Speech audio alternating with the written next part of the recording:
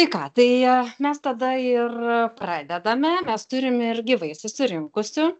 Tai tradiciškai bandysim suderinti dėmesį tarp tų, kurie gyvai susirinkę ir tarp tų, kurie stebi mus anapus ekrano. Šį kartą, kas retai pas mus būna, o gal net praktiškai niekada dar nebuvo, bent jau mano vedamuosiuose seminaruose, mes darysim ir įrašą.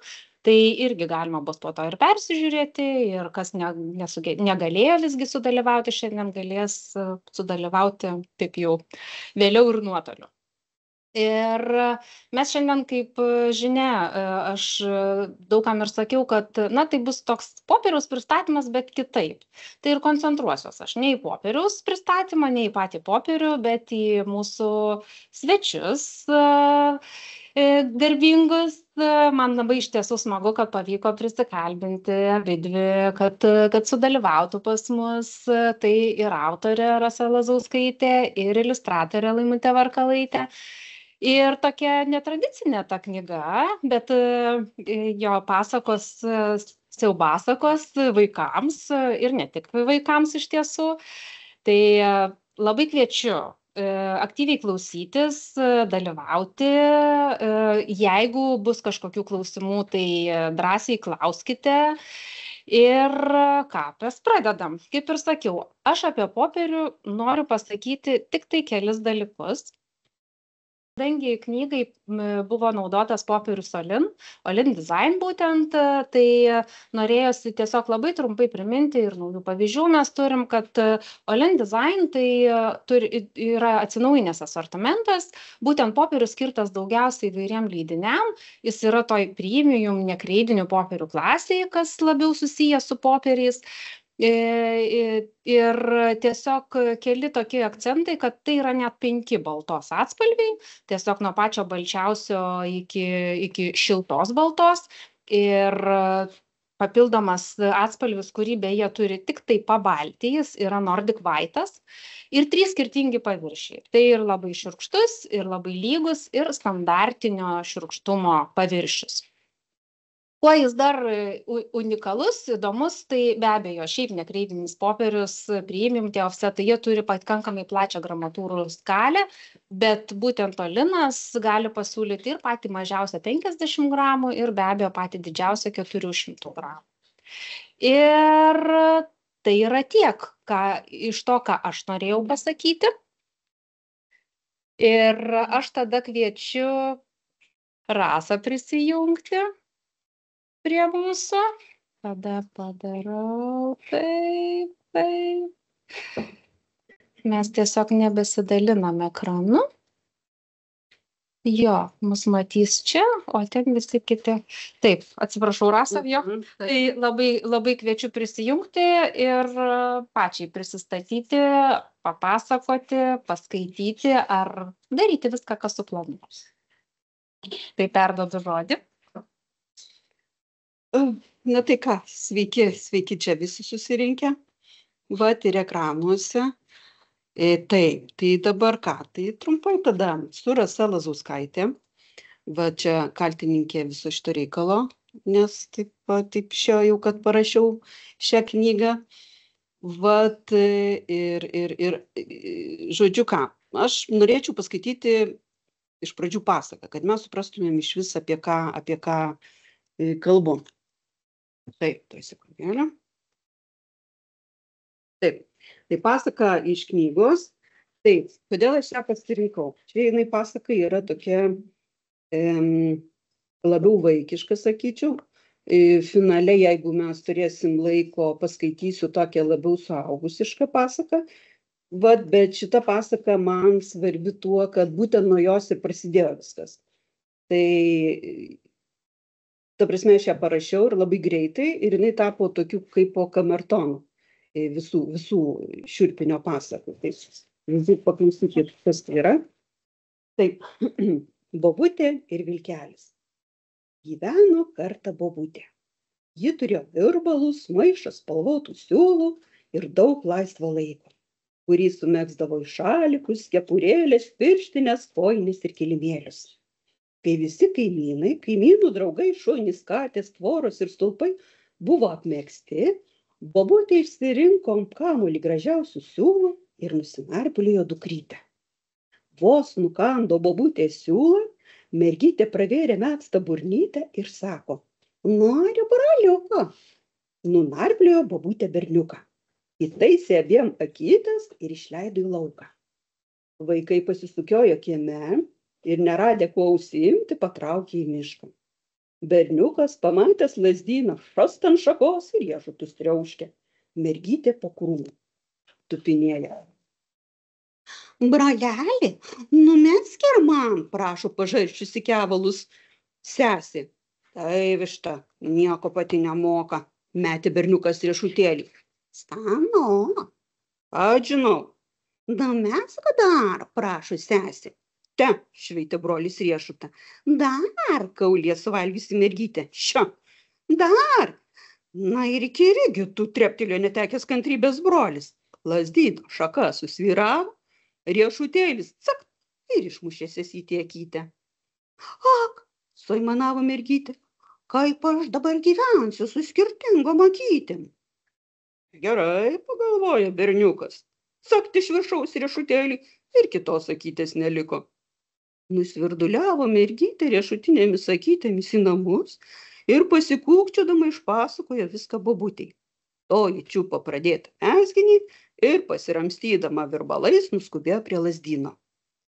"Kodėl nevidonė sesėje keliasi?" išmušiai klausė vaiko bobutė. "Ne, aš lazdynas dėl visko kaltas," ėmė gintis berniukas. "Pradėjo šakom mojuot, manęs paties vos neužmušė." "Kodėl lazdyne vaiko vos neužmušiai?" "Todėl, kad ožka man visas šakas apgraužė," sugirgždėjo lazdynas. "Kam ožka lazdyną apgraužė?" "Nesibadyk čia savo virbalais, bobulė. Aš ir pati galiu tau kaip reikiant pakstelėti," sumekeno ožka. "O lazdyną apgraužiau, nes negaliu arčiau miško eiti, vilko bijau." Nuklibinščiavo bobutė į miško glūdumą, susirado vilką ir sako: "Vilkeli, brangusis." "Koks aš tau, boba, vilkelis," nutraukė piktai vilkas. "Baisiai blogas ir baisus, jei dar nežinai." "Tai kokie dantys," iššiepė nasrus. "Aštrus kaip pjūklas." "Ne jie baisus, nei ką," numojo bobulytė. "Ką tu, boba, išmanai apie dantis," surzgė vilkas. "Pati viena turi ir tą tikriausiai klibantį." "Pati net spėjai," užginčijo bobutė, "dar adolikę." "Taip bjauri boba," nusispjovė vilkas. "Sakyk, ko atėjai." "Kam tu piemenį gąsdini? Jis ožkos neganė, ožka lazdyną apgraužė, lazdyną šakomis sumojavo, mano vaikelis vos neiškrito sesytėje, abi akis iškūlė." "Ir kas tau, boba, čia nepatinka, viskas teisinga, taip ir turi būti," iššiepė vilkas nasrus. "Neturi," pagrumo virbalais bobutė. "Turi," pasišiaušė vilkas. "Neturi, turi, neturi." "Oi, kaip tu man, boba, atsibodai," sustugo netekęs kantrybės vilkas. "Priglausk virbalus arčiau savęs, kad nestyrotų į šalis." "Opa, tuoj pamatysi." Bobutė padarė, ko prašoma, vilkas captė ir prarijo. "Sakiau, esu blogas," pasiglostė pilvą. "Toks ir liksiu." "Dar pažiūrėsim," nenusiminė bobutė. Patogiau įsitaisė vilko pilve ir mezga. "Gal tau, vilkeli, kojines numegzti, žiemą nešalsi ir toks piktas nebūsi." "Nenoriu." "Tai gal pirštinės?" "Nereikia man, boba, tavo mezginių ir tai visus vidurius graužė," pasikasė pilvą. "Nereikia, tai nereikia, galėsi nenešioti," varo bobutė. "Bet aš jau mezgu, vis tiek neturiu daugiau čia ką veikti." Ir kuo greičiau jį narplioja, tuo stipriau vilkas pilvą kasosi. "Baik, boba, kvailioti," prašo niekais išsigandęs. "Negaliu, vilkeli, tik kūną dar numezgiau, daugiau nei pusė liko." O vilkas jau vos tveria, šokinėja nuo kojos ant kojos ir pilvą nagais gremžia. "Oi, boba, nebeištversiu," kaukia. Nieko, mezga kaip užsukta bobulė. Užtat žiemą bus šilta, Jau abi su kojine nebeišsitenka vilko pilve, bet bobutė nesustoja ir kojinė ima kilti vilko kaklo aukštyn. Kilo, kol pro gerklę išlindo. Kas čia dabar, spjaudosi vilkas, pilna burna pūkų. Čia tavo vienonė kojinė, nukando siūlą bobulė, tuoj pradėsim antrą. Vilkas įsikibo išlindusi kojinės galą, bobutė tvirtai suėmė savo ir nesiruošė nusileisti. Paleisk, byra vilko ašaros, taip graužia ta bjaurastis. Ką nori padarysiu, tik paleisk. Būtų gerai, sako bobutė, kad nuo šiol blogas nebūtų. Gerai, tuoj pat sutiko vilkas, pažadi? Pažadu. Tada trauk, priglaudė virbalus arčiau savęs bobutė ir vilkas vienu truktelimu ištraukė visą kojinę su įsikibusia jos galą bobulę. Pasipurtė, nusispjovė ir kiek kojos neša pasileido tolyn.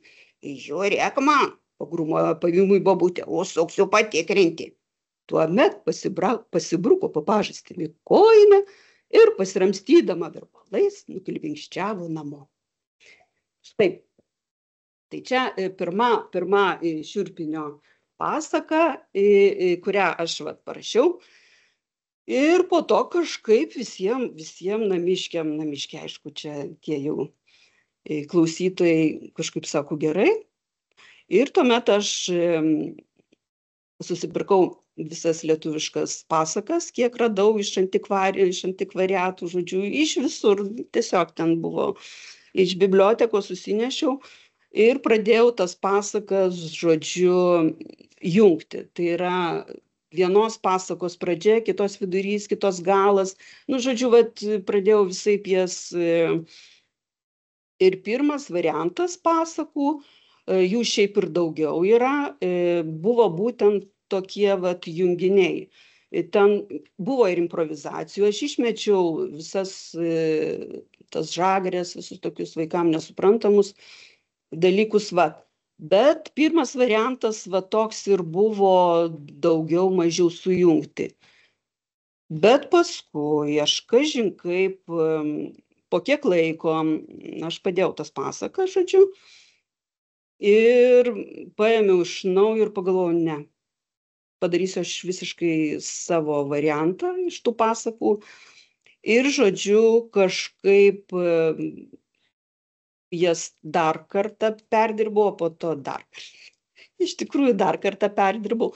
Žodžiu, tas pasakas maždaug kūrėsi apie 8 metus. Taip, bendrai. Aišku, aš ir kitus dalykus visokius rašinėjau. Yra ir daugiau tų pasakų, čia jau tokios atrinktos kaip ir bet, žodžiu, aš jau nuo tų pasakų originalių nuėjau toliau dar ir, žodžiu, jos yra toks miksas lietuviškų tradicinių ir mano improvizacijų. Tai Ir ką, ir labai įdomu paskui buvo, pasakos iš pradžių vadinosi Pabaisakos. Pirmas mano darbinis variantas buvo Pabaisakos. O po to jau, kai knyga jau pradėjo, taip sakant, įgauti vaizdą, tada galvojom, koks galėtų būti pavadinimas. Atėjo tada į galvą, kadangi čia tokia mišrainė, pasakų uogienė. Buvo variantas Baimė nuo nelaimių, dar ten tų variantų buvo daugiau. Ir po to Laimutė, iš tikrųjų Laimutė čia sugalvojo tą šiurpinį, sako, čia toks yra šiupinys, stumesta viskas, sako, šiupinys, tokia gerai, sakau, ir toks tobulas tiesiog pavadinimas, jisai jau ir liko. Tai tos pasakos iš tikrųjų nėra taip grubiai ardant, sakysim, tą lietuvių parašytos, ta prasme, aš labai atsakingai gilinausi iš tikrųjų neardžiau struktūros, nes vis tiek išlaikiau tą pasakų. Gal mano pasakos yra tokios kaip toks, nežinau, aš jas vadinu, viena Laimutės iliustracija labai gerai man tą pasakų esmę pasako, Boba, dėdas ir kipšiukas, kur viskas sukasi ratu. Tai mano pasakose kažkaip man taip norėjosi, nežinau, viskas sukasi, kaip saulė kyla, mėnulis ir viskas taip sukasi, miršta, gimsta, suėda, vėl gimsta nauji, žodžiu, tokie. Tai žodžiu, neardžiau aš struktūros, bet išlaikiau tą pasakų lietuviškų tokį grubumą, plus įdėjau savo tokių visokių prieskonėlių, bet ir gavosi toks širpinėlis. Tai gal aš čia Laimutė, ar ne? Po to gal prisijungsiu. Turiu dar vieną pasaką, jeigu bus noras, galima bus, taip sakant, suaugusiškesnė paskaityti. Tai perduodu Laimutį. Sveiki visi. Esu Laimutė Varkalaitė, grafikos dizainerė ir iliustruotoja. Daugiau metų esu grafikos dizainerė, iliustruotoja savo vadinu daugiau šiek tiek nei 10 metų. Ir labai džiaugiuosi, kad pasirinkau tokią kryptį savo gyvenime, nes čia yra labai daug visokiausių įdomių dalykų. Ir gyvenu aš mažame miestelėje, Rumšiškėse, tarp Vilniaus ir Kauno. Ir labai džiaugiuosi, kad ten mane gyvenant atranda kiti kūrybingi žmonės, su kuriais aš bendradarbiauju ir sukuriu labai smagius dalykus. Tai šiandien noriu pasidalinti mūsų su Rasa gimusią ir vaizdais patapusią idėją, tai apie Šiurpinį naujausią Laimės gatvės leidyklos knygą. Ir šį savo pristatymą aš pavadinau Šiurpiai smagus kūrybinis nuotykis, nes taip ir buvo, manau, ir Rasai, ir man to labiau. Tai tiesiog pradėsiu tada pasakoti.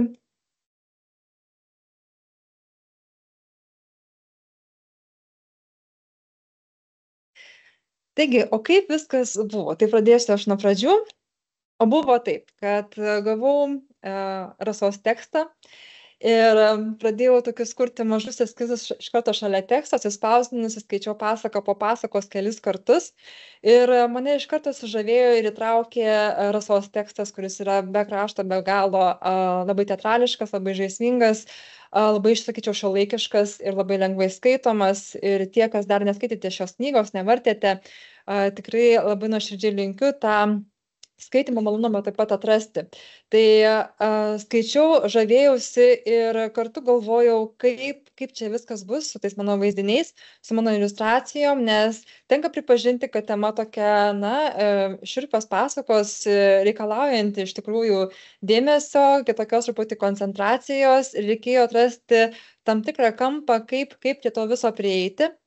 Ir buvo smagus laikas, vasara, ir tiesiog gulėjau po riešutmedžiu, girdėjau, kaip svilikas, žodžiu, gliaudena vyšnios kauliukus. Ir taip gimė vienas po kito eskizai pasakoms. Ir iš tikrųjų pasinėriau į jas visą ir labai džiaugiausi, kad turiu tokią galimybę ir tokią nuostabią kūrybinę kelionę. Ir štai tie eskizai, tos, sakyčiau, ta unikalioji kūrybinio proceso dalis, kurią mato nedaugelis, ir džiaugiuosi, kad šiandien galiu pasidalinti su jumis. Čia galite matyti visų pasakų puslapis po puslapio sudėliotus piešinėlius, kurie iš tikrųjų vėliau pavirto į tai, ką mes matysime knygoje. Ir čia tiesiog kruopščiai apgalvojau, sekiau teksto eilutes ir, kiekvieną tą žodį, sakinį, mintį perteikiau vaizdu. Tai yra pati smagiausia, iš tikrųjų, viena smagiausių kūrybinio proceso dalių, kuri jau iš karto įveda į tą bendrą kontekstą. Ir tikrai jau pamačiau, kad bus tikrai kažkas smagaus. Čia galite matyti ir Šiurpinio viršelio eskizus, buvo daug pamastymų tiek spaudoje, tiek iš grafinės pusės, ir galiausiai mes likom prie tokio pakankamai solidaus sprendimo, kur žaidžiame su popieriaus tekstūromis, faktūromis ir tokia bendra jausena laikant knygą rankose. Tai to dėja negaliu perteikti jums čia kalbėdama, tai tiesiog tikiuosi, kad tai jūs suintriguos ir sudomins knygą įsigyti ir patiems pačiupinėti, nes popierių Daiva neleis susumeluoti, reikia ir pauostyti, ir palytėti, ir tiesiog prie jo prisiglausti, kad pajustume, kas tai per daiktas yra. Taip. Na ir kuri ten ta dalis man buvo galbūt pati netikėčiausia, toks kaip nuotykio, sakyčiau, Olimpas, tai galbūt ir rebusas kartu, kaip išreikšti tos visus charakterius, kuriuos ką tik matėte eskisuose. Tai, žodžiu, kiekvienas jų reikalavo savo tokios kaip grafinės ekspresijos ir aš supratau, kad čia neužteks vien akvarelės, pieštukų ar tušo. Ir iš tikrųjų pagalvojau, kad galbūt bus svarbu čia tas momentas, kai grafinė priemonė ir tai, ką jinai perteikia, kokią iliustraciją iliustruoja, kokį veikėją, charakterį jo parodo, čia turėjo būti tokia labai tampri tokia sampina tarp šitų dviejų dalykų. Ir jeigu vilkas, vadinasi, jis turi būti kažkoks tamsus, kažkoks griežtesnio charakterio, jeigu bobutė, jeigu kažkokia uogelė, vadinasi, jinai yra minkštesnė, vadinasi, turėtų būti akvarelė ir panašiai. Ir tai man leido apsispręsti, kad taip, čia bus naujas mano kūrybinis toks eksperimentas, naudosiu kiek įmanoma daugiau grafinių elementų, grafinių išraiškos priemonių.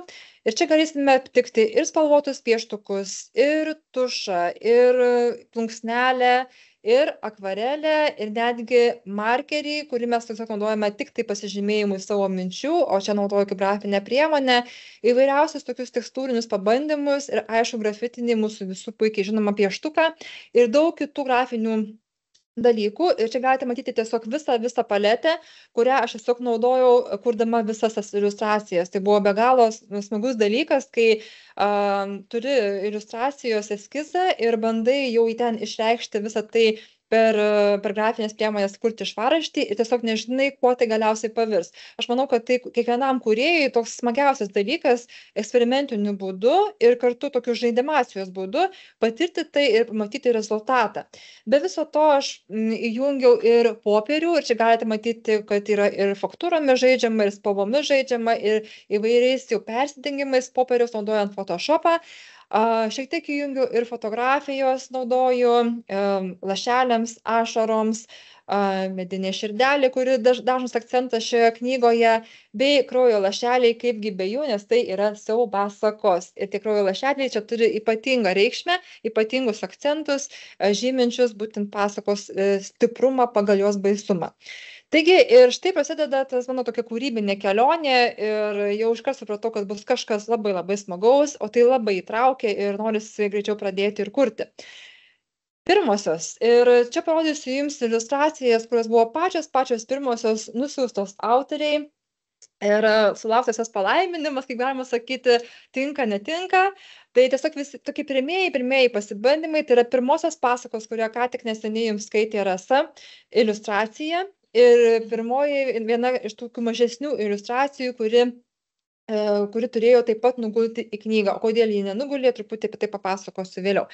Taigi, toks nedrasus prisilietimas įvairių technikų žaismė vienoje iliustracijoje ir čia galite matyti, kaip ta iliustracija buvo patobulinta, suteiktas jai tūris, gylis, tamsumo, daugiau tokio įtraukumo. Ir dabar pabandysiu parodyti, jeigu pavyks, animaciją, kaip tai buvo sukurta. Ir galite matyti, kaip tos detalės, kaip koliažas yra dėliojamos. Iš tikrųjų labai smagus procesas, kai tos visos technikos, ta visa paletė karpimo, skaitmeninio karpimo būdu atsiranda iliustracijoje. Ir čia galite matyti, ką tai pavirto, kaip ta visa emocija išaugo. Taigi, buvę, bet nepražuvę. Kitas mano skirelis, kurį noriu pristatyti. Ir tai vėlgi unikali dalis, kaip ir eskizai, taip ir šita dalis tuo, kad nemanau, kad bus kažkur daugiau dar rodoma, nebent tik tokio pobūdžio pristatymuose. Vis dėlto iliustracijų buvo daugiau negu yra knygoje. Ir čia parodysiu tiesiog jums tas, kurios nepateko į knygą, bet tiesiog jas labai taip pat myliu ir noriu jums pasidalinti. Tai vienas unikalesnių toksai veikėjų namelis, pusiau kiškis, pusiau vilkas, pusiau dar kažkas, žodžiu. Čia kita kolekcija iliustracijų.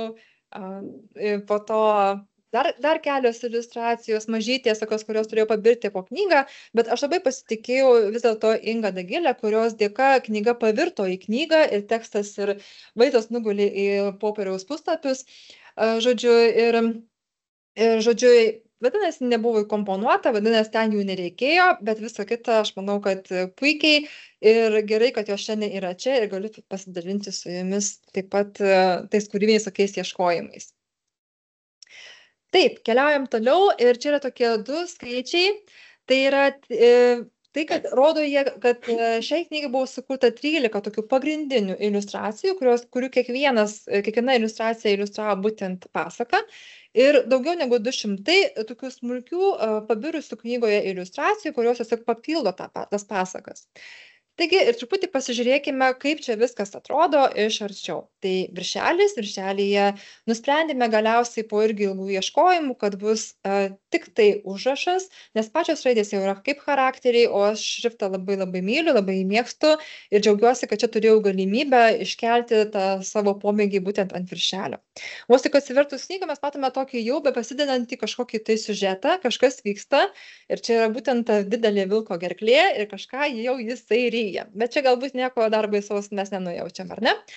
O kad nieko baisaus, tai rodo ir mūsų titulinius puslapis.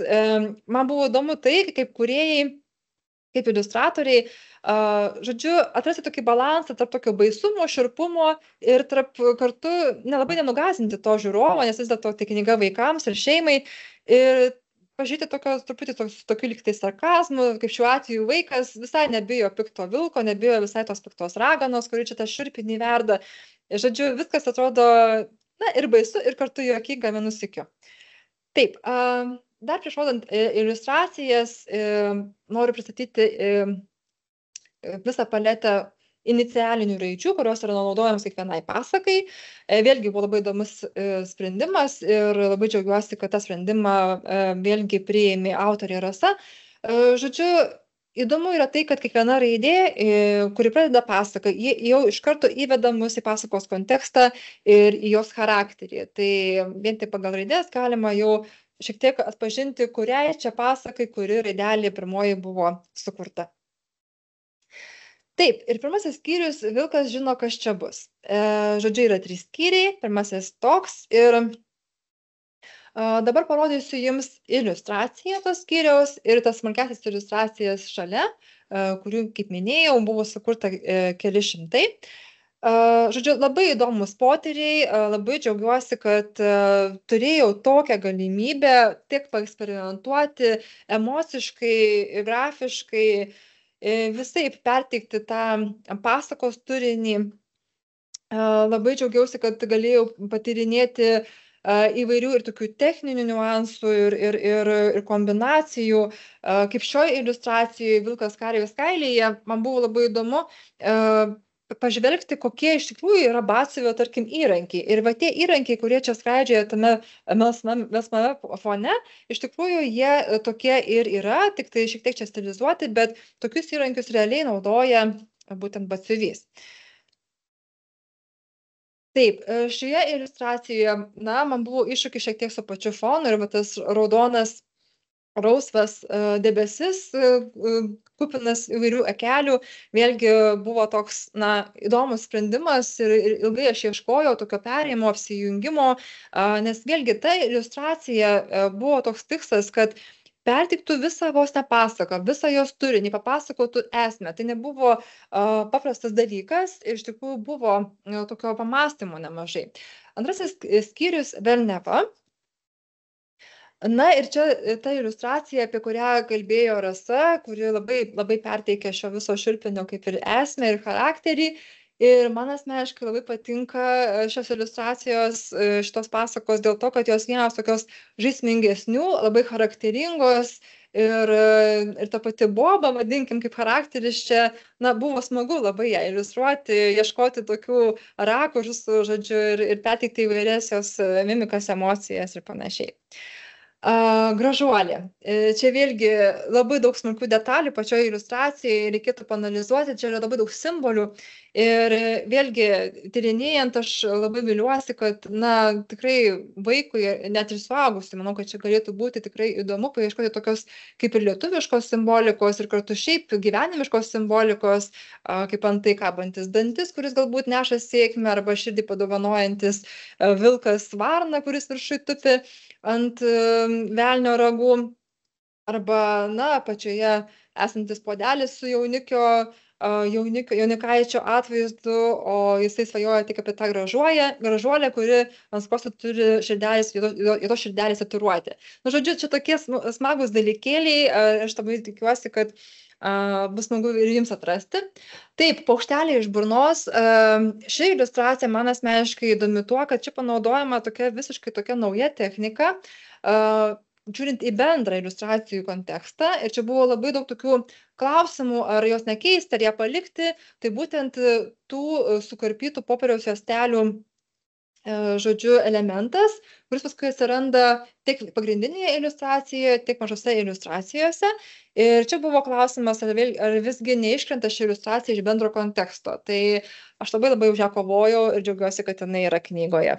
Taip, keliaujam toliau. Baimė nuo nelaimių.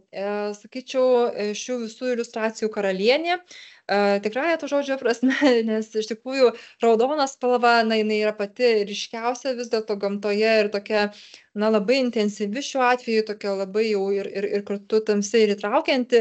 Ir ši iliustracija, galim pastebėti, kad ji turi labai daug savyje jėgos ir daug vėlgi elementų ir tokia truputį tikrai jau širpoka.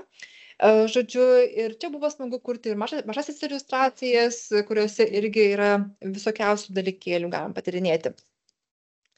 Taip, dienos ilginimas. Įdomu buvo atrasti šios iliustracijos spalvyną, taip pat perteikti nakties tokią kaip emociją ir pažaisti su lietuvių liaudies ornamentika, ją interpretuojant savaip, pritaikant šitai knygai. Taip pat, kas čia naujo atsiranda, tai būtent atsiranda tos medinės širdelės, kurios kaip elementas, jis man toks unikalus ir labai, sakyčiau, tinkantis ir dedikuotas yra šitai knygai. Taip pat atsiranda tokių įdomių charakterių iš tam tikrų detalių sukurtų. Žodžiu, siekiau, kad kiekviena ta iliustracija būtų smagus procesas kūrybinis man pačiai, tada ir tikrai norisi kurti. Viena tokių labiausiai galbūt turtingiausių grafiniais elementais tai buvo ši iliustracija. Čia yra visko labai daug. Vis dėlto kalbama apie karūnavimą, apie puotas ir taip toliau. Ir čia buvo ką paveikti ir buvo labai smagu nuveikti. Ir vėlgi atspalviai, elementai, simboliai. Ir tikiuosi, tą pasaką, kurią skaitysite ir matysite šitą iliustraciją, vėlgi atrasite labai daug bendrų dalykų. Taip, ir dar dvi pasakos iš paskutinio 3 skyriaus, dideli mažo dieduko patarimai. Taip, čia jau truputį kitokia emocija ir labai džiaugiuosi, kad tas kiekvienas skyrius turi tokį kaip savo, netgi dar charakterį, toks buvo įdomus irgi uždavinys, kaip tos skyrius ir atskirti ir kartu sujungti. Tai šitas skyrius man įsiskiria tuo, kad jis šiek tiek jau toks ramesnis, toks svajingesnis ir daugiau tokios turi filosofijos lyg yra ir panašiai, bet čia tokie mano galbūt asmeniniai tokie patyrimai iliustraciniu atžvilgiu. O skaitimo atžvilgiu visos pasakos be abejonės įtraukiančios ir labai charakteringos. Tai čia yra būtent viena pasaka iš tų 2 paskutiniųjų ir Kelmelis, kuri yra, sakyčiau, kompoziciniu atžvilgiu tokia viena šviesiausių ir tokia švelniausių pasakų. Taip, dar buvo sukurta keli grafiniai tokie žaismingi elementai, kurie jūs pasitinka knygos pradžioje ir pabaigoje, turinyje ir paskutinėje beveik užsklandoje. Ir vėl knygos pabaiga, mes pradžioje turėjom tą išsižiojusią vilko raudoną gerklę, o čia jau kažkas įvykė ir jau užčiaupta gerklė, bet jau kažko ir nebeliko, ar ne? Kažkas atsidūrė jau vilko pilve. Tai va, čia tiesiog noriu parodyti jums šiek tiek išklotinės, bet labai mažai, kad pajustumėte, kaip Ingos Dagilės dėka, žodžiu, visa tai tekstas ir iliustracijos sugulė ant nuostabaus olin popieriaus ir, žodžiu, mes turim tokį puikų rezultatą. Knyga yra pakankamai didelio formato, kaip šiandien, aš sakyčiau, tokia netgi retesnio formato, vis dėlto su Rasa netaupėm tam, kad turėtų erdvės tekstas, iliustracijos ir tai yra visų pirma pagarba skaitytojai. Na ir pipiriukai, kaipgi be jų, apie kuriuos jau šiek tiek užsiminė Rasa, kad mes čia visko pridėjom, kad būtų skanu ir gardu, bet šiek tiek ir aštru. Tai tie pipiriukai čia galbūt bus kai kurie aštresni, kai kurie nelabai, bet tiesiog, ką noriu labai išskirti ir tikiuosi, atrandant knygoje jūs tą įsiminsit, tai galbūt vienas toks fainesnių, įdomesnių charakterių, tai būtent ši yra Boba, su tais visais savo riestainiais, su tokiu savo nerangumu ir tokiais kontrastingais dalykais. Žodžiu, tai vienas iš tų charakterių, kai aš išgirstu žodį širpinys man ir kalbu apie mūsų knygą, tai kažkaip labiausiai ją įsivaizduoju. Taip, kita iliustracija tokia mažytė, nedidelė taip pat, bet man čia ji labai patinka dėl daugelio dalykų, dėl pačios ir ornamentikos, dėl spalvų dermės, bet kartu dėl pačios emocijos. Tai yra senelė ir anūkė ir va ta visa emocija čia yra perteikta ir man tas labai irgi palieka įspūdį.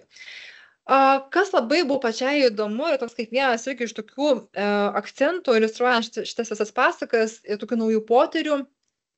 Ir kartu noriu padėkoti, kad buvo tokia galimybė vieną charakterį, kaip šiuo atveju, tarkim, velnę, aš galėjau ieškoti laisvai ir išreikšti labai skirtingai. Tai yra labai unikalus dalykas, kai tas pats veikėjas, jis nekartojamas, bet ieškoma tiesiog visko naujo. Ir ragų, ir barzdos, ir odegos, ir nosies, ir visko. Ir man buvo tai labai įdomu, kaip tą patį veikėją, jį pažiūrėti iš įvairių tiesiog rakursų. Tai tikrai labai unikalu ir dėkinga situacija buvo. Taip pat, kai žiūrėsite iliustracijas, patyrinėti jas arčiau, kaip pavyzdžiui, gražuolėje ta tatuiruotė tokia minimali kelių milimetrų vos matoma ant skruosto, arba tarkim uogelė ir sūrelis pasakoje. Mes turime tokį gražų motyvą ant sūrelio rankovės, ar ne? Namelis, virš jo širdelė, tai tiesiog visas mūsų vos gyvenimas tokiuose mažose elementuose, simboliuose. Štai kas atsiranda, man įdomu pačiai, kaip grafikos kartu dizaineriai ir iliustratoriai, kad čia galėjau tiesiog panaudoti daug ir simbolių, tokių koncentruotų dalykų. Yra viena pasaka, kurioje jūs atrasite daugiau negu 30 užslatintų veikėjų, tai linkiu atrasti tą pasaką, jos fragmentas yra kairėje. Na, o dešinėje šiuo fragmentu noriu parodyti, kad vienas iš tų pipiriukų, kuris man irgi labai traukė, tokio skonio suteikė šitom visom iliustracijom, tai kad vėlgi turėjau tokią laisvę remiantis lietuvių liaudies ornamentiką, bet savaip vėlgi interpretuoti, išauginti savus tos ornamentus, visiškai unikalius, originalius ir būtent tiksliai šiai knygai. Tai man buvo toks vėlgi tokia įdomi patirtis ir labai naudinga patirtis. Be abejonės, viena stipriausia emociškai pasakų yra ši, Baimė nuo nelaimių ir jos fragmentas iš arčiau. Čia galite matyti, kaip grybai dygsta ausyje, žodžiu, ir nagai papuošti pačios raganos. Na, čia daug labai tokių detalyčių. Na ir aišku, pati mieliausia lieka ta pirmoji iliustracija, čia yra ta pati emocija. Ir galima sakyti, kad ta emocija labai perteikia mano pačios emociją, iliustruojant, kad wow, na jau kažką jau čia tai atradau. Ir man toks tas gestas, iš karto aš jį pajutau, kad taip ir aš pati jaučiuosi. Dar vienas pipiriukas, jeigu pastebėsit, kas matysite knygą, buvo labai daug diskusijų ir ieškojimų, žodžiu, kaip tą knygą perteikti po to jau ir spaudoje. Tai buvo parinktas raudonas siūlas. Ir Petro Offsetas, nuostabi komanda, žodžiu, jie parinko siūlo spalvą pagal šitos veikėjos paukštytės kojų spalvą. Nu, žodžiu, tokie maži visiškai niuansai, bet esminiai, nes tai yra vis dėlto visos jo knygos surinkimas. Ir dar vienas toks mažas akcentas. Ant viršelio yra toksai rusvas taškelis. Žodžiu, nežinau, kaip jis matosi ekrane, bet jis tikrai matosi. Ir dėl to taškelio mes diskutavom nežinau, Rasa, 1, 2 su Inga Dagilė ir sakom, ką darom, ar paliekam, ar mes jį tiesiog naikinam ir taip toliau. O aš sakau, paliekam, Rasa sako, paliekam ir tada Inga paliekam ir nusprendėm visos trys palikti. Tegu tai bus tiesiog kaip kažkoks mažas akcentas, o iš tikrųjų tai natūraliai atsiradęs elementas iš tekstūrų, popieriaus tekstūrų, kurios naudojamos viršeliai. Tai tiesiog aš už natūralumą palikti tai kaip yra. Taip. Na ir galiausiai knyga, kuri be galo mums neša daug džiaugsmo. Aš tikiuosi, kad kai jūs ją turėsite savo rankose, jei dar neturite, tai patirsite tą džiaugsmą taip pat. Ir noriu pasidžiaugti, kad šita knyga jau džiaugiasi ne tik tai Lietuvoje, bet ir užsienyje. Ir visai neseniai, prieš keletą savaičių, šios knygos iliustracijos yra sudalyvavę jau šiaip ne viename konkurse ir dar dalyvauja keliose konkursuose ir tikiuosi sulaukti taip pat gerų žinių.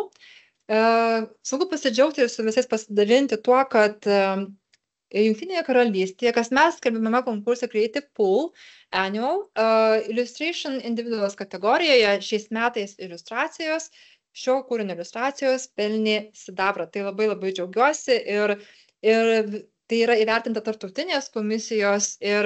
Bet žinot, komisija yra komisija, bet mes su Rasa tikriausiai sutiksim vienbalsiškai, kad didžiausias įvertinimas yra iš skaitytojų, iš žiūrovų, iš tų, kurie šiandien yra su mumis, tiek čia, tiek už ekrano ribų. Tai noriu visiems labai padėkoti. Noriu padėkoti Daivai, noriu padėkoti pirmiausia, aišku, Rastai, noriu padėkoti Vilmai, visiems, kurie šiandien čia yra kartu. Ir taip pat noriu šiek tiek pareklamuoti Laimės gatvę. Tai yra nuostabi leidykla, kuri atsirado Šiurpenio dėka, galiu tai pasakyti. Ir iš tikrųjų galite labiau pasidomėti, kas tai per leidyklą ir taip toliau šitose adresuose. O jeigu dar norite pamatyti ir plačiau sužinoti apie Šiurpenio kūrybinį procesą ir panalizuoti kas kaip, tai taip pat galite užsukti į mano pačios portfolio. Tai ačiū Jums labai ir visiems gražios dienos. Ačiū.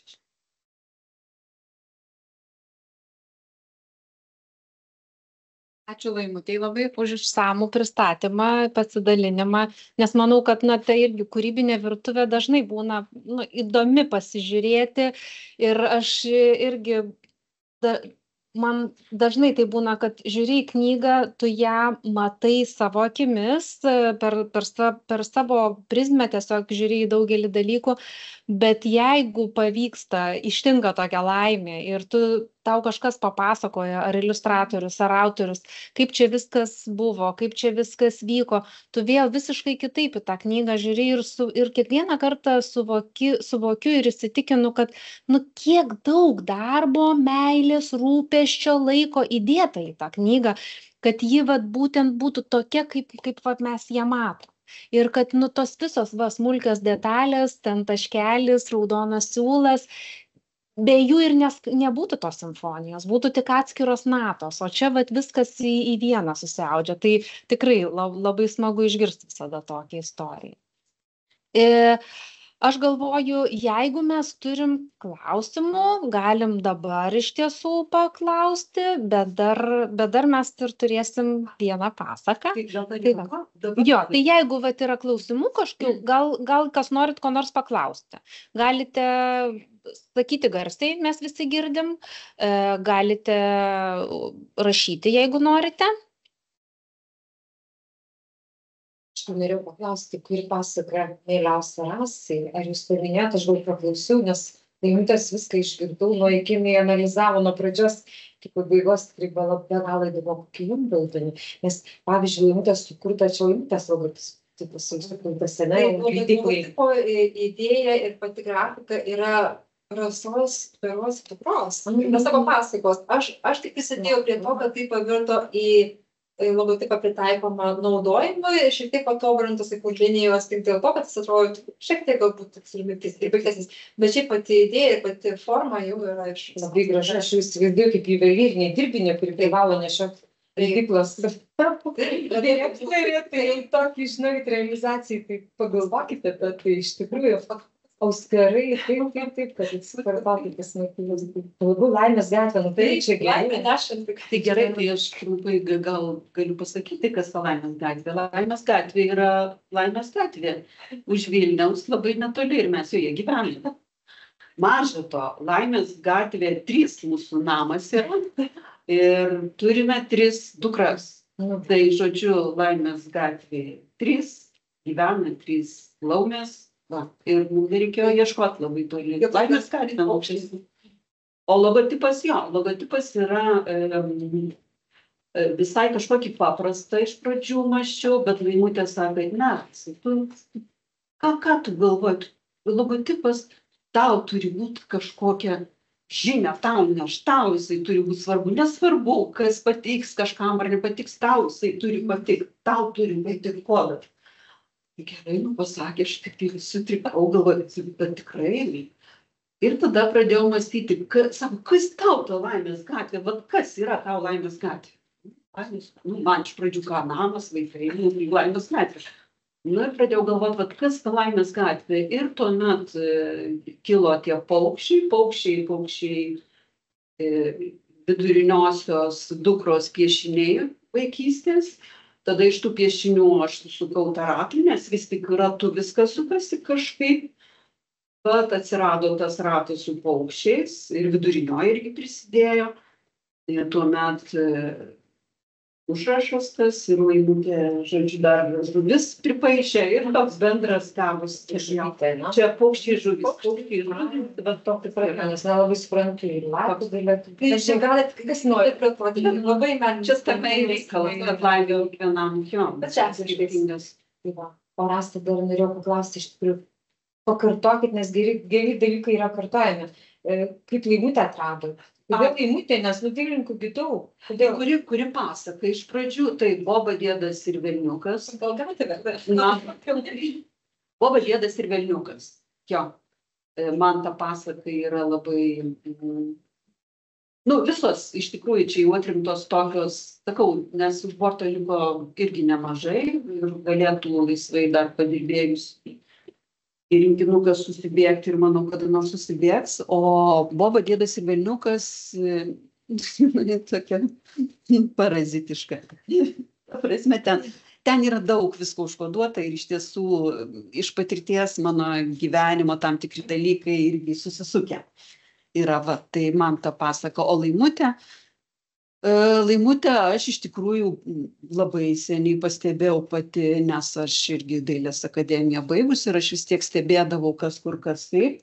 Ir vat Laimutės Poringės, kai buvo pristatymas Mažvydo bibliotekoje, aš kažkaip išpūtus akį žiūrėjau, bet ir aš galvojau, Dieve, koks grožis. Man tos iliustracijos man buvo tiesiog stebuklas, nes erdvės, spalvos, tiesiog ir aš vat jau po to jau ir sekiau. Bet niekada negalvojau, kad taip. O Šiurpiniui iš tiesų buvo dailininkai keli. Tuoj pasakysiu, 1, 2, 3. 1, 2, 3 mažiausiai, jo, ir Laimutė kažkaip, jo, ir va taip tiesiog pavyko ir labai dėkoju likimui, kad... Pažiūrėkit, dar vieną klausimą turiu, bet turbūt abiem autoriam norėčiau paklausti iš tikrųjų. Labai man gražios yra Kęstučio Kasparavičiaus knygos, tikrai jau seku labai seniai ir ieškau tokių perliukų kaip jūsų. Sakykit, prašom, tai jūs ir iliustruojate savo knygas, pasižiūrėjau, iš tikrųjų, tai ne pirmąjį siaubo pasaka, buvo ten biškai irgi su baime susiję, o Laimutė ilgi toks pat klausimas, atvirkštinis, kada pradės rašyti knygas, nes jūs iliustruojate, tai Rastai nieko turbūt nebereikia, nes jinai ir iliustruoja, ir rašo. Jo, su iliustracijom iš tiesų mano gyvenimas taip visaip stukosi, įdomiai sukinėjosi. Iš tiesų aš visą laiką norėjau baigti dailės akademiją, likimas taip lėmė, kad aš baigiau aktorinį, po to auginau dukras ir pradėjau rašyti. Ir tada galvojau, vis tik reikia man tą dailės akademiją baigti, galvoju, galėsiu iliustruoti ramiai.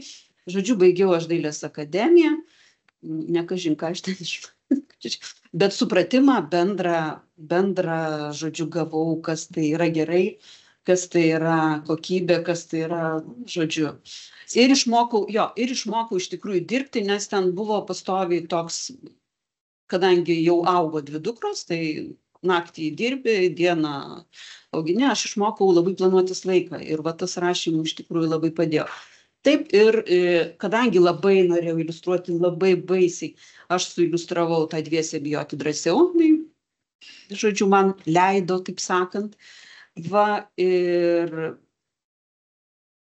gerai, kad suiliustravau, ir gerai, ir tegul būna, jinai naivi labai, jinai tokia pirmas bandymas, tokia visiškai, bet kai Laimutė pradėjo iliustruoti, žodžiu, Šiurpinį, aš supratau, kad ne, aš nenoriu iliustruoti, aš noriu rašyti, aš neiliustruosiu. Bent šiame etape aš tikrai nusprendžiau nebeiliustruoti, nes tai reikia daug darbo, o rašymui aš skiriu dabar visą laiką ir aš tiesiog laiko neturiu, nes vėlgi, tai, va, kaip Laimutė sakė, ir technikų paieška, ir stebėjimas, kas vyksta, ir įdirbis rankos. Žodžiu, tai visiškai yra, nors aš pati savo paišausi, pati savo eskizuosiu, kada nors gal kažką susiiliustruosiu minimalaus tokio paprasto, bet va pažiūrėjus, kaip Laimutė dirba, tai, tiesiog kaip Dievas. Čia negalvoju.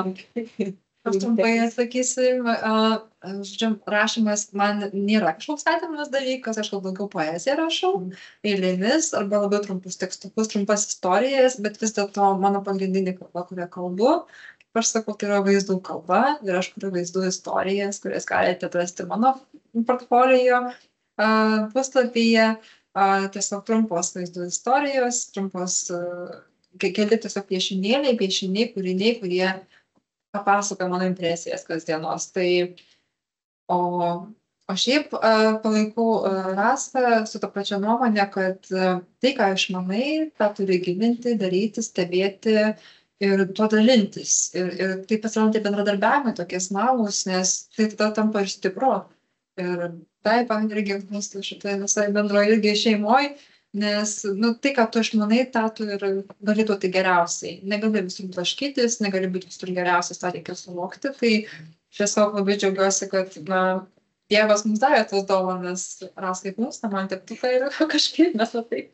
Ne, tai vat iš tiesų Šiurpinį susibėgo pasakiška komanda. Jo, Vainius Bakas redagavo ir iki paskutinio aš jau reikia priduoti spaustuvį ir aš naktį rašau, o ten tas taškelis. Jo, ir finale vis tiek tas taškelis lieka, nes kažkaip sprunka.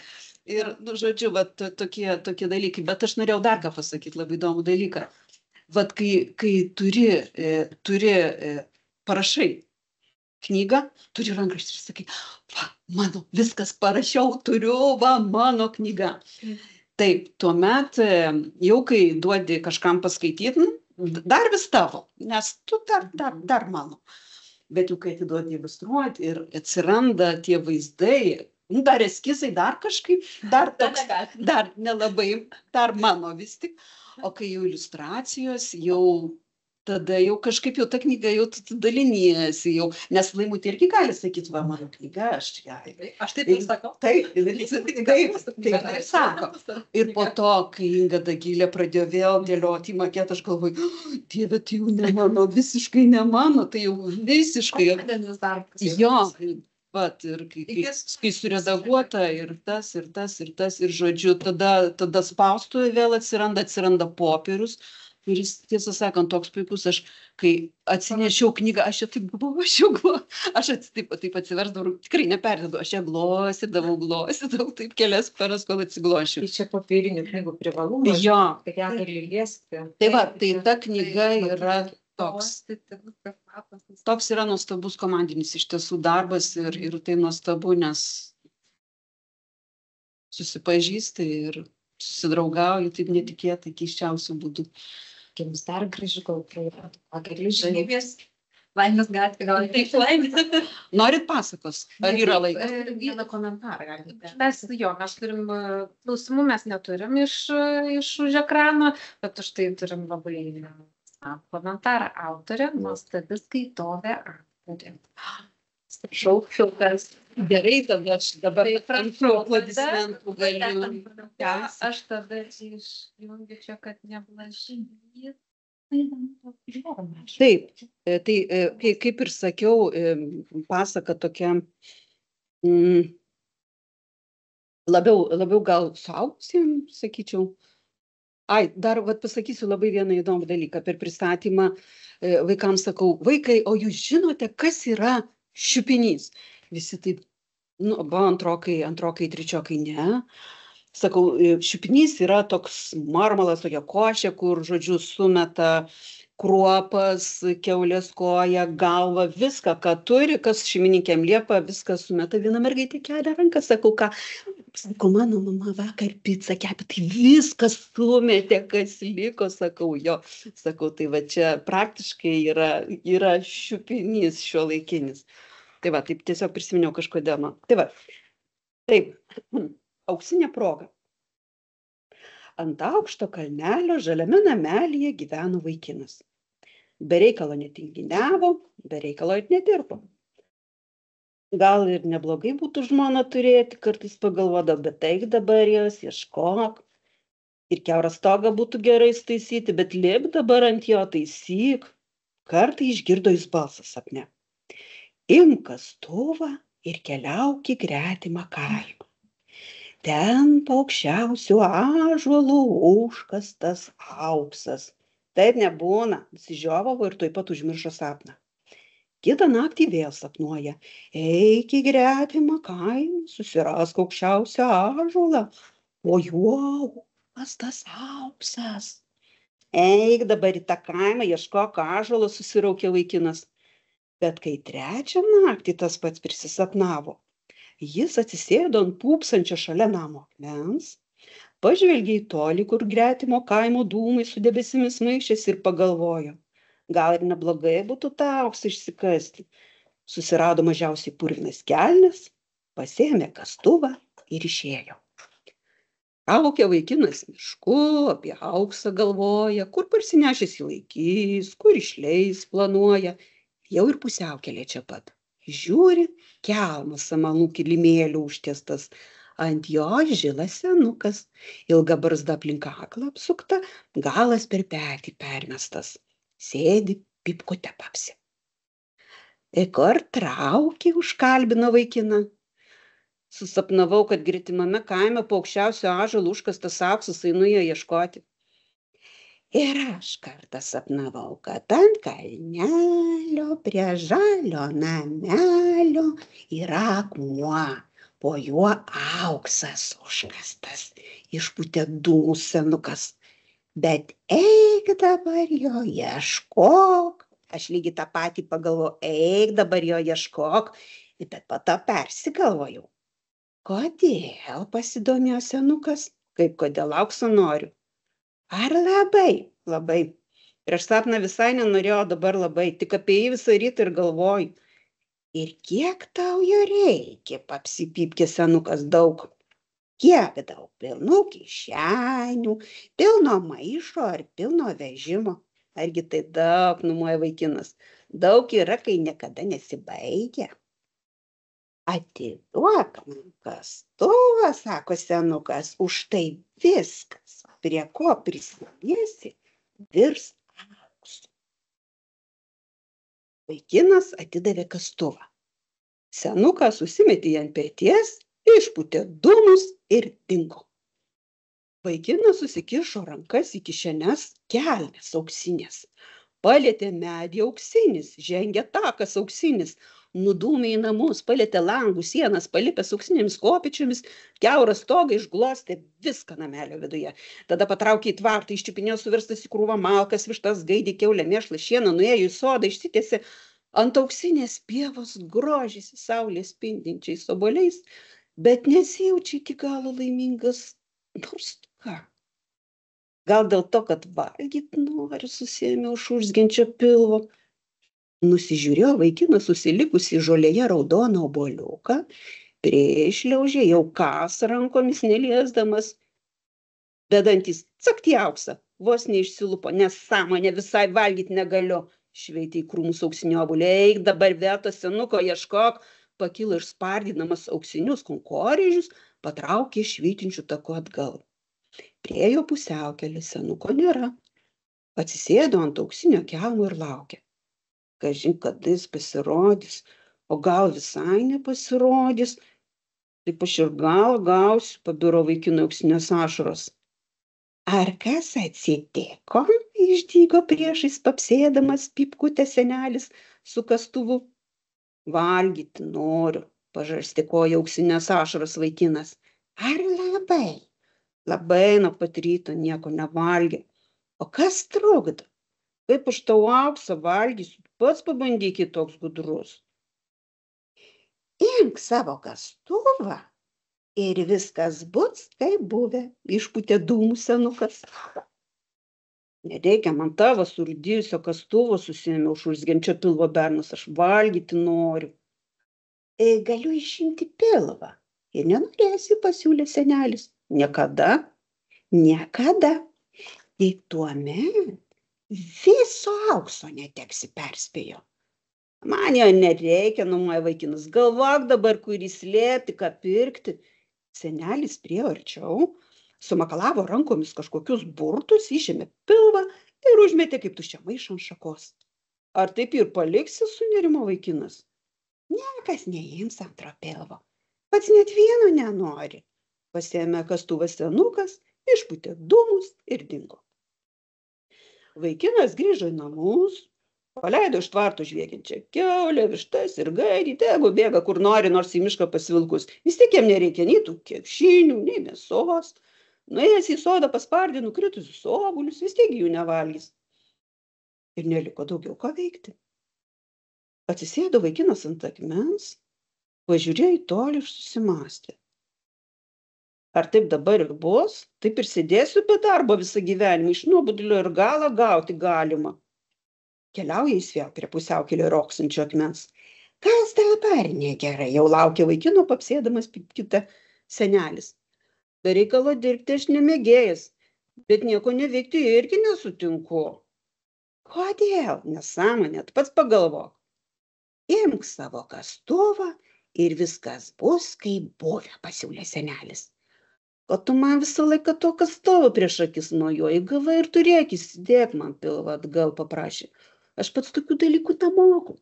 Senukas nukabino nuo šakos tuščią pilvą, pabartaliojo į rankose ir įdėjo vaikinui atgal.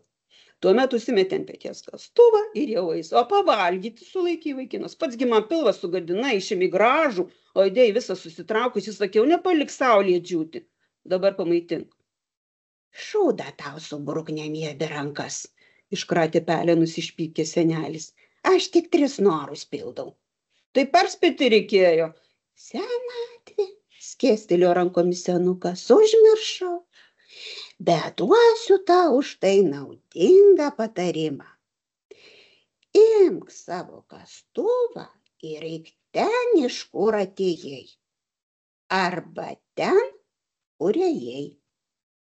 Likęs vienas, vaikinas pažiūrėjo į vieną tako pusę, kur prie žalio namelio ant kalnų pūpsojo akmuo.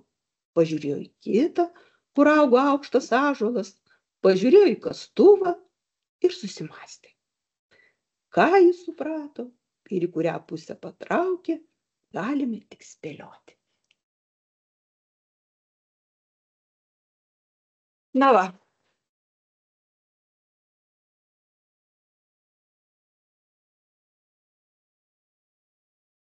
Tai ką, ačiū labai. Ačiū visiems, kurie dalyvavo, klausė. Labai ačiū gyvai atėjusiam, nepasididžiavusiam. Ir į ekraną tai aš sakau, iki kitų susitikimų. O mes pratęsime.